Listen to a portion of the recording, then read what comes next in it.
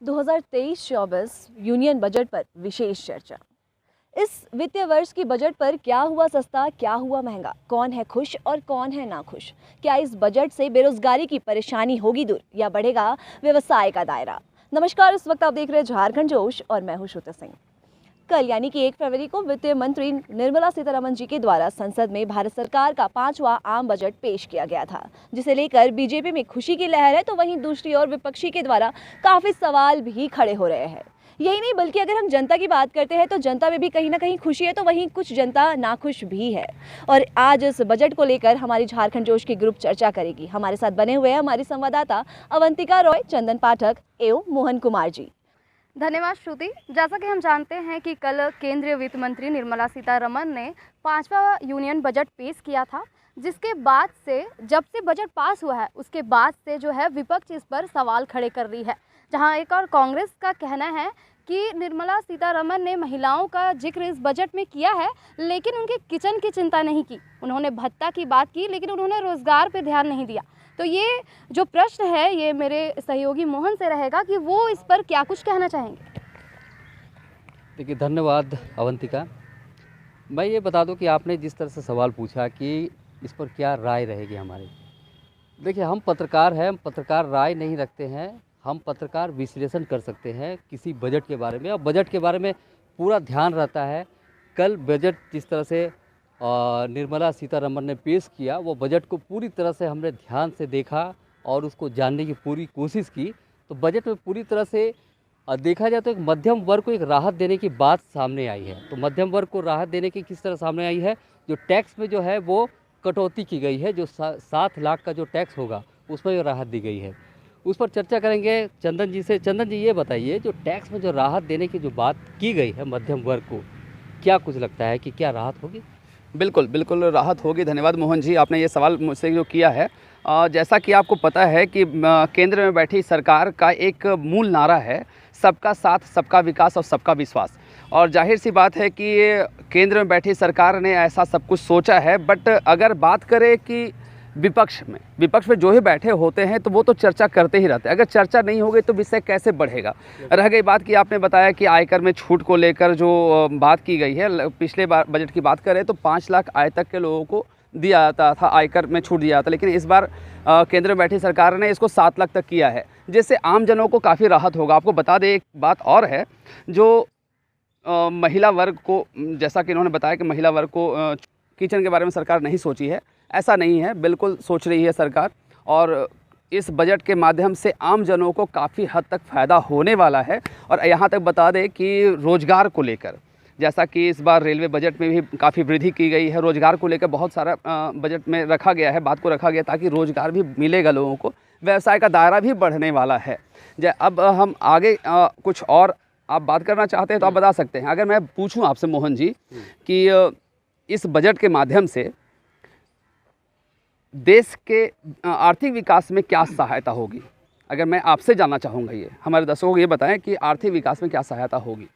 देखिए, देश की जो अर्थव्यवस्था है वो बजट पर टिकी हुई है, और बजट जो जिस तरह से बनता है वो जनता पर, कसौटी पर अगर खरा उतरती है तो ये बजट जो है बहुत अच्छा रहेगा। ये चंदन जी, ये लेकिन बजट जिस तरह से बना, ये बजट जो है पूरी तरह से, ये विपक्ष का ये कहना है कि ये चुनावी बजट है। 2024 आएगा चुनाव, उस चुनाव को देखते हुए बजट जो है पेश किया गया है। वो सवाल उठाएगी, लेकिन पूरा ओवरऑल अगर देखा जाए तो ये बजट जो है काफ़ी कुछ संदेश देता है। ये बजट जो है कभी खुशी और कभी गम वाली भी स्थिति देता है। जी बिल्कुल बिल्कुल, है ना, कभी खुशी वाली गम वाली। कैसे बताइए? बिल्कुल, आपने जैसे ही कहा, जैसे कि अभी कुछ मैंने कल न्यूज़ पढ़ रहा था, मैं न्यूज़ देख रहा था, तो कुछ लोगों ने ऐसा कहा, विपक्ष में बैठे कुछ लोगों ने कहा कि यह बजट जो है नील बट्टा सन्नाटा है। जिसको जितना समझ में आया उन्होंने अपने हिसाब से अपनी राय रख दी है, लेकिन अगर वास्तविकता देखा जाए तो वास्तविकता यह नहीं है, नील बट्टा सन्नाटे वाली बात नहीं है। अगर मैं कहता हूँ कि अगर घर में कुछ खाना बनता है तो किसी को अच्छा लगता है, किसी को बुरा भी लगता है। ऐसा नहीं कि जिसने खाना बनाया उसमें दोष है। क्या मैं गलत कुछ बोल रहा हूँ? नहीं, सही एकदम। देखिए, खाने बनाने वाले में दोष नहीं होता है, दोष होता है खाने में, और दोष होता है जब खाना बन चुका होता है, पक जाता है, उसके सामने भी अगर पेश होता है तो खाना खाने वाले के मन में एक ज़रूर बात सामने आती है कि वो उसका स्वाद कैसा हो। तो यही बजट के बारे में भी हम जो बात कर रहे हैं, ये बजट जो है जनता के सामने पेश कर दिया गया है, लेकिन जनता इसको किस तरह से देखती है इस पर हम बात करेंगे श्रुति से। श्रुति, ये बताइए कि आप आज सड़क पर उतरी और लोगों से जनता का राय जाना है, क्या कुछ लगता है कि जनता की जो रिएक्शंस आ रहे थे किस तरह थे? कुछ लोग इस बजट से खुश भी थे तो कुछ लोग नाखुश भी थे। खासकर अगर हम छात्र छात्राओं की बात करते हैं तो जो विद्यार्थी थे उनका भी कहना था कि उन लोगों को इस बजट से काफ़ी उम्मीदें थी कि इस बार एजुकेशन सेक्टर में कहीं ना कहीं जो बजट आई है वो अधिक इसमें मतलब इंक्रीज़ होगी। लेकिन इस बार जो बजट पिछले अगर साल की हम बात करते हैं तो डिक्रीज़ हुई है और जो स्टूडेंट थे उनके एक्सपेक्टेशन से कहीं ना कहीं ये बजट जो है वो बिलो डाउन ही रहा है। उनके एक्सपेक्टेशन में उतनी ज़्यादा उतर नहीं पाई है ये जो बजट है। वहीं अगर हम दूसरी और आम लोगों की बात करते हैं तो कुछ लोग खुश भी थे, कुछ लोगों का ये भी कहना है कि इस बार जो बीजेपी सरकार बजट लेकर आई है वो आम लोगों के लिए काफ़ी अच्छा है। लेकिन वहीं कुछ लोग ये भी कह रहे थे कि जो रोज़मर्रा की चीज़ है जैसे फ़ोन हो गई या फिर और अन्य चीज़ हो गई, उस चीज़ में रेट जो है वो इंक्रीज़ हो गई है, जबकि बजाय जो लोग आए दिन यूज़ करते हैं जैसे खान पान की अगर हम बात करते हैं उसमें अगर रेट कम होती तो ये कहीं ना कहीं आम लोग जो एक्चुअली में क्या है कि आम बजट में जो अभी जो पास हुआ है वो यूनियन बजट पास हुआ है, इसमें बहुत सारी चीज़ें सस्ती भी हुई हैं। आपको बता दें कि इलेक्ट्रॉनिक आइटम्स जैसे मोबाइल सस्ता हुआ है, जो रोज़मर्रा की ज़िंदगी में यूज़ होता है, हर किसी के हाथ में मोबाइल होता है। आपको बता दें पर्यावरण को दूषित ना हो, पर्यावरण हमारा जो दूषित हो रहा है जिसके कारण इलेक्ट्रिक व्हीकल जो हमारे रोड पर चल रहे हैं, स्कूटर हो गए, बाइक हो गए, कार हो गए, ये सस्ते हो गए हैं। आपको बता दें कि आप इसमें कुछ महंगे ऐसे आइटम हुए हैं जिसको सरकार रोकना चाहती है, रोकथाम करना, जैसे शराब सिगरेट जो होता है महंगा करना जायज़ है। बिल्कुल, ये इसमें मैं सरकार को इसमें 100% सराहूँगा कि उन्होंने सिगरेट और शराब जैसी चीज़ों पर इसका कर को बढ़ाया है और महंगी भी की है। हालांकि इस बात को भी ठुकराया नहीं जा सकता है कि इलेक्ट्रिक कारों और व्हीकलों को सस्ता करना बहुत बड़ी बात होती है, क्योंकि अब क्या है कि हर घर में बैटरी वाली गाड़ियां होने वाली हैं, क्योंकि अब प्रदूषण से बचना भी है लोगों को। क्या मोहन जी गलत मैं कुछ बोल रहा हूँ? आपने एकदम सही कहा। और अवंतिका से हम राय लेंगे।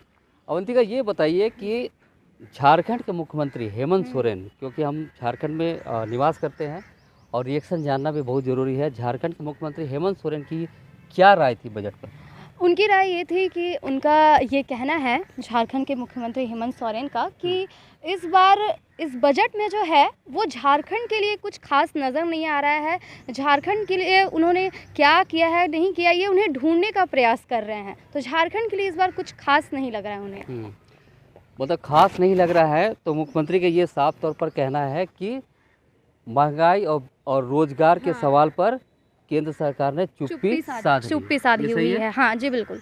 हाँ, तो ये झारखंड के मुख्यमंत्री हेमंत सोरेन की प्रतिक्रिया थी जब बजट पेश हुआ। ये एक बड़ा सवाल उत्पन्न खड़ा होता है, क्या चंदन जी? बिल्कुल, बेरोजगारी बहुत बड़ी समस्या है झारखंड में। लगातार सरकार को, वर्तमान की सरकार को बने 3 साल हो गए हैं और चुनावी मुद्दे उनके बहुत चुनावी मुद्दे थे कि हर साल 5 लाख नौकरियां भी देंगे।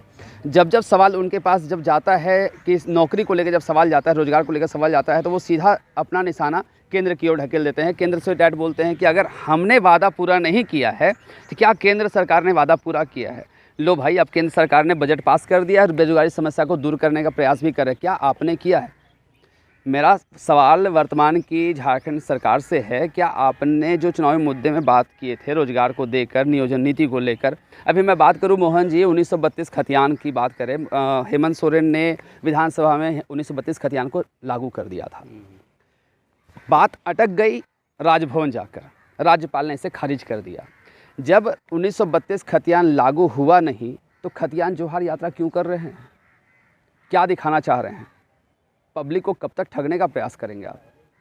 पब्लिक बेवकूफ़ तो नहीं है। एक तो नियोजन नीति आपने बनाया, नियोजन नीति भी जाकर रद्द हो जाती है हाई कोर्ट में, हाई कोर्ट इसको निरस्त कर देती है। तो छात्र मांग कर रहे हैं नियोजन नीति की और 1932 खतियान की, जिससे आप चुनावी मुद्दा लेकर आप वर्तमान की सरकार में आप शामिल हुए थे। क्या मैं कुछ गलत बोल रहा हूँ?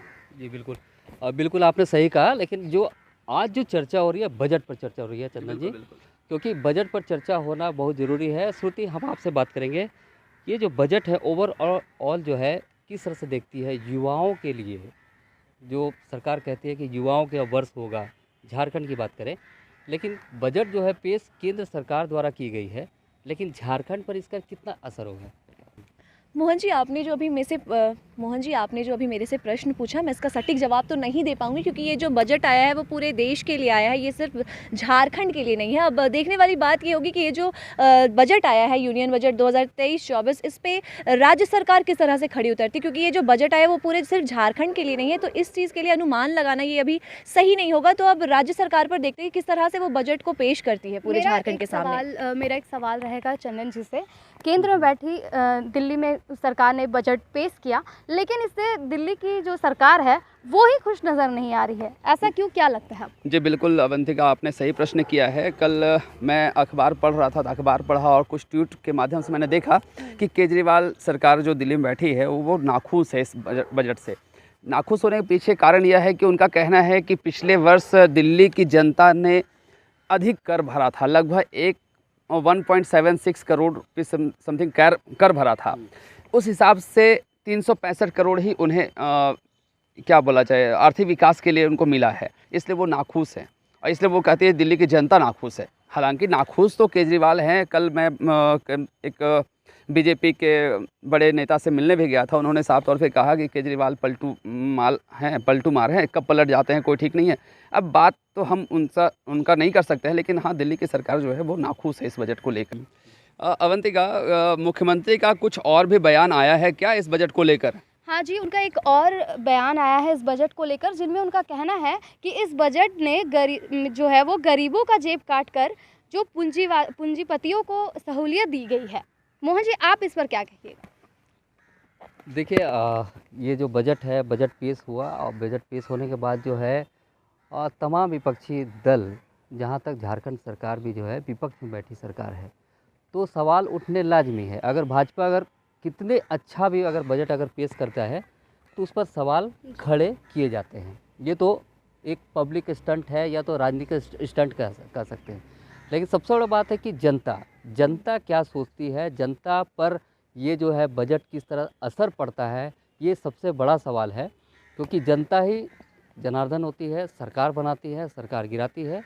बजट से जनता को अगर फ़ायदा होता है तो बजट को हम कहेंगे कि ओवरऑल बहुत सही है, अगर नहीं तो नहीं। लेकिन जो बजट के बारे में हम बात करेंगे तो बजट जो है कई दफ़ा जो है एक मोदी सरकार के दूसरे कार्यकाल का ये पूर्ण बजट हम कह सकते हैं। ये पूर्ण बजट जो है ये आगामी जो दूरदर्शिता को दर्शाता है और कई ऐसे आयाम भी स्थापित करेंगे, ये दावा भी किया जा रहा है सरकार की ओर से। अब देखने वाली बात होगी ये बजट जो है किस तरह के दूरगामी आयाम स्थापित करती है, सरकार जो है अर्थव्यवस्था को किस तरह से मजबूत करती है। तो ये थी 2023-24 यूनियन बजट पर विशेष चर्चा। अब देखने वाली बात यह है कि राज्य सरकार आखिर इस बजट को किस तरह से अपनाती है, आम लोगों की ज़िंदगी पर ये बजट आखिर कैसा असर डालता है।